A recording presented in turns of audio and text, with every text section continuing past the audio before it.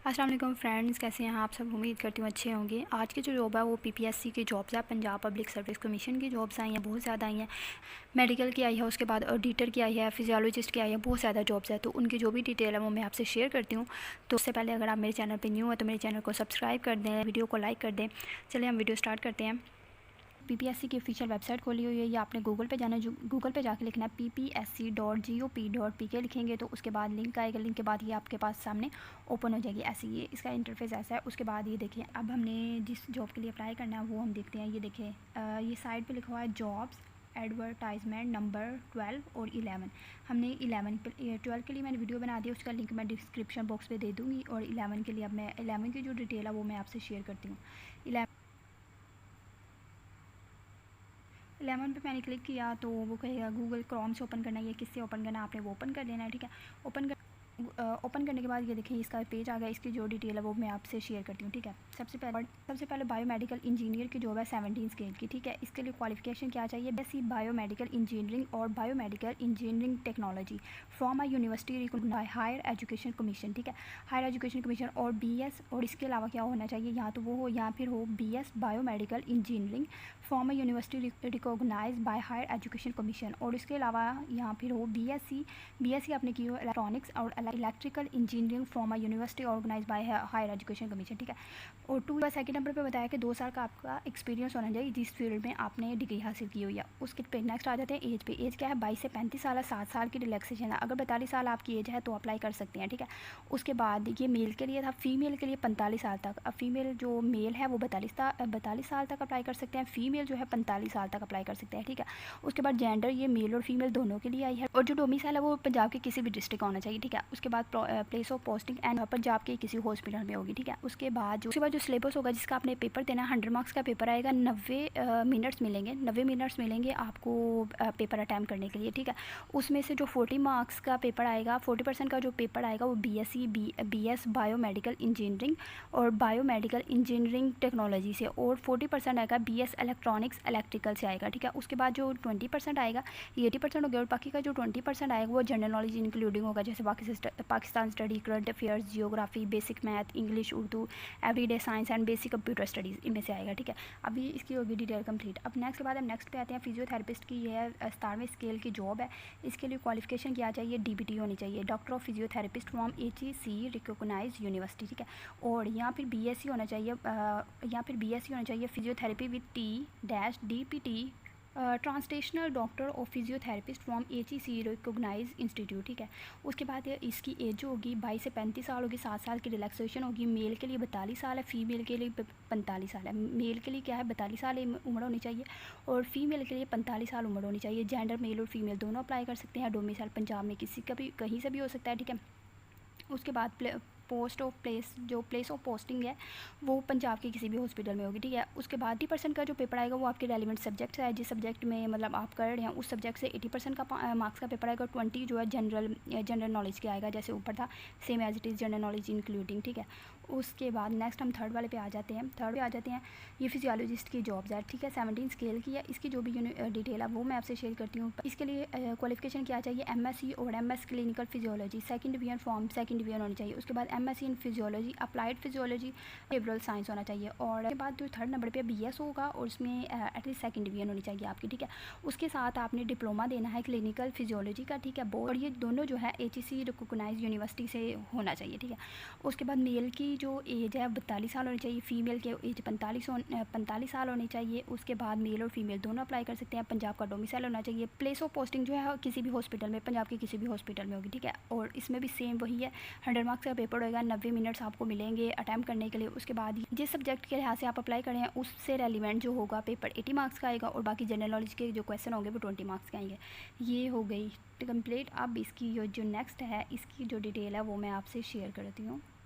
ये specialise health care and medical education department. ठीक है, इसमें जो स्केल है इसका 20 स्केल होगा। प्रोफेसर कार्डिक सर्जरी होगी। उसके बाद जिसकी क्वालिफिकेशन वो एमबीबीएस होनी चाहिए और इससे इक्वलेंट होनी चाहिए। और इसकी काफ़ी ज़्यादा डिटेल है, आप ये पढ़ लीजिएगा कि आपको क्या क्या चाहिए होगा इसमें। ठीक है, ये वही लिखी हुई है क्वालिफिकेशन में क्या क्या आपके पास होना चाहिए। रिसर्च पेपर होना चाहिए, फॉर गवर्नमेंट एम्प्लॉयमेंट्स के लिए लिखा हुआ है, for private and for agents के लिए लिखा हुआ है। उसके बाद एज जो है 30 से 50 साल होनी चाहिए और इसमें 5 साल की रिलैक्सेशन है। 55 साल के होंगे मेल तो वो अप्लाई कर सकते हैं, ठीक है।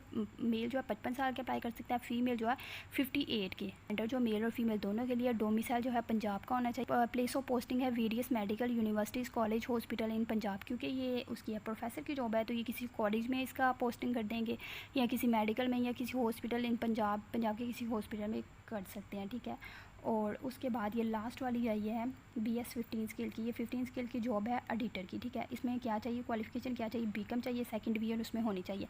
मेल अप्लाई कर सकते हैं, फीमेल अप्लाई कर सकते हैं। उसके बाद मेल की जो एज है 20 से 25 है, प्लस 7 साल की रिलैक्सेशन है। 7 साल की रिलैक्सेशन है, 32 साल होगा तो मेल अप्लाई कर सकता है।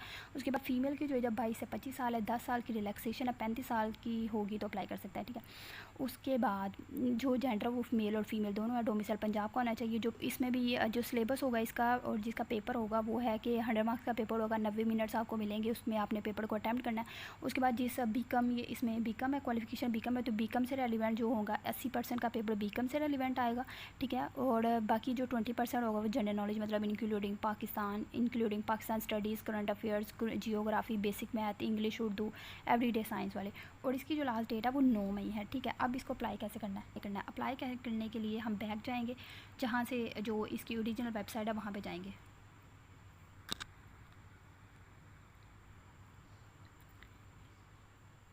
ये देखें, ये मैं बैक आ गई हूँ।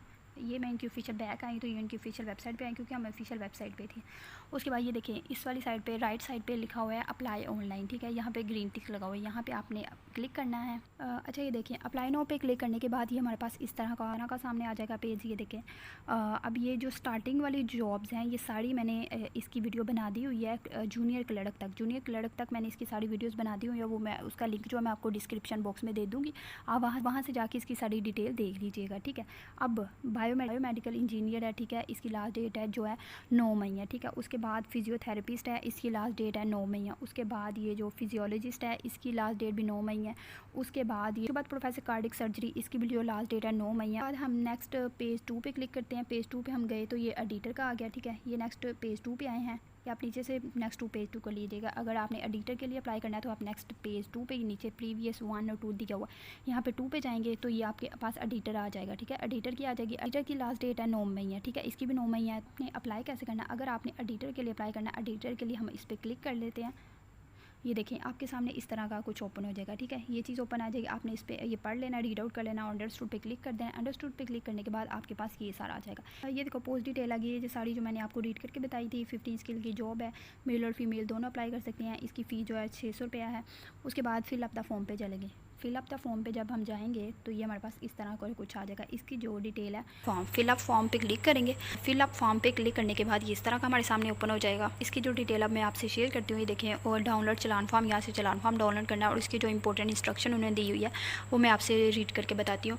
मुकम्मल तौर पर दुरुस्त और ताज़ा तरीन होने चाहिए, किसी किस्म की स्पेलिंग मिस्टेक ना हो, इसका नाम बिल्कुल ठीक हो। ऑनलाइन अप्लाई करने के बाद एप्लीकेशन का प्रिंट लेकर ज़रूर चेक कर लें और अगर कोई गलती हो तो एडिट एप्लीकेशन, वहाँ पे जहाँ पे हमने अप्लाई ऑनलाइन लिखा था ना स्टार्ट पे, वहाँ पे एडिट एप्लीकेशन भी लिखा हुआ है। तो वहाँ पे अगर आपसे कोई गलती हो जाती है तो आप एडिट एप्लीकेशन पे क्लिक करके दोबारा से एडिट कर सकते हैं आखिरी तारीख से पहले, ठीक है। उसके बाद जो थर्ड नंबर पे अपना फॉर्म में डाटा एंट्री करते वक्त अपना जो फ़ोन नंबर है वो एक ही सिम पे हो, यानी ऐसा ना हो कि जैज़ की सिम आपने यू पे कन्वर्ट की हो या यू की सिम हो तो वो आपने जैज़ के नंबर पर कन्वर्ट करवाई हो। ऐसी सिम पे फिर आपको SMS नहीं आएगा। आपने ऐसी सिम का नंबर देना है जिसमें सिर्फ एक ही हो, मतलब जैज़ है तो जैज़ पे ही हो, किसी पे कन्वर्ट ना करवाई हो। उसके बायोडाटा फिल करते वक्त मुतल्लिका असामी की जमा करवाई गई फ़ीस जो होगी, चलान बैंक की जो फ़ीस होगी उसकी एक तस्वीर आपको फॉर्म में अपलोड भी करनी है, ठीक है। उसके बगैर आपको इम्तहान में शिरकत की इजाज़त नहीं होगी। www.ppsc.gop.pk की वेबसाइट पर जाएंगे, वहाँ आप एप्लीकेशन फॉर्म फिल करेंगे। फिल करने के बाद हम चलान फॉर्म निकालेंगे। उस चलान फॉर्म को हम 600 रुपये फ़ीस के साथ जो है वो स्टेट बैंक ऑफ पाकिस्तान में या नेशनल बैंक ऑफ पाकिस्तान में सबमिट करवाएंगे, ठीक है, पोस्ट करवा देंगे। उसके बाद ये सारा हमने रीड कर लिया तो ठीक है। अब ये I confirm that I have read this general guideline, इस पर हमने टिक लगाया। उसके बाद ये देखें टिक लगाने के बाद हमने अप्लाई नाउ पे क्लिक किया। देखिए अप्लाई नाउ पे क्लिक करने के बाद हमारे पास इस तरह का ओपन हो जाएगा, ठीक है। यहाँ पे आपने अपना CNIC नंबर लिखना है, यहाँ पे CNIC नंबर डैश के साथ ऊपर लिखना है, नीचे डैश के बगैर लिखना है, और उसके बाद ईमेल एड्रेस लिखना है, उसके बाद फ़ोन नंबर लिखना है। उसके बाद अब जब आप ये फिल करेंगे तो आपके पास to fill the application form click here, तो ये क्लिक हेयर पे आप क्लिक करेंगे। मैंने भी अपना कुछ नहीं लिखा तो इसलिए मेरा नहीं आ रहा है, ये आपका आ जाएगा, क्लिक कीजिएगा और उसके बाद फिर एप्लीकेशन फॉर्म फिल कीजिएगा और ऑनलाइन सबमिट करवा दीजिएगा। अगर आपको किसी बात की समझ नहीं आती तो मुझे कमेंट सेक्शन में ज़रूर पूछिएगा और प्लीज़ मेरे चैनल को सब्सक्राइब कर दिया करें। अल्लाह हाफिज़, थैंक यू।